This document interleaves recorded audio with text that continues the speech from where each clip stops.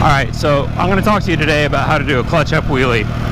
Now, the most obvious way to make a bike do a wheelie is to get on the throttle and just crack it back as hard as you can and use the power and the torque of the bike to loft the front wheel into the air. Now, I don't think that's that very interesting, and I actually think it's a little sketchy. So what I'm going to show you is called a clutch up wheelie. And a clutch up wheelie involves starting with the clutch in, so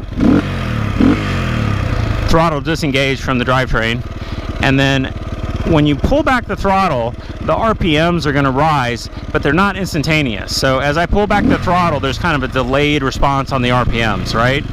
And so the game here is to start with the clutch in, throttle back, and to catch the RPMs on their rise, and not let the engine rev itself out before you drop the clutch, which would also be sketchy. So I'm going to show you real quickly here.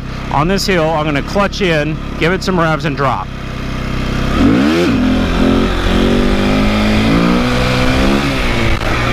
So that's it.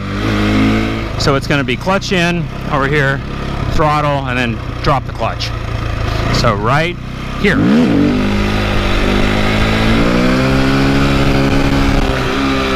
Alright, so one of the fun things about a clutch up wheelie is you can do them at slow speeds. So this is pretty slow, as you can tell, and we can still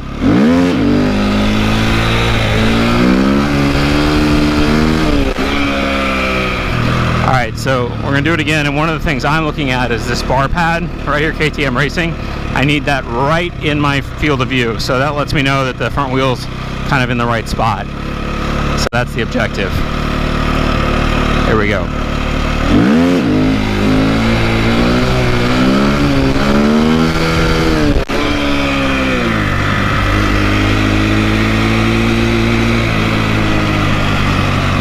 Alright, so that was clutch up wheelies. Hope you enjoyed it. Till next time.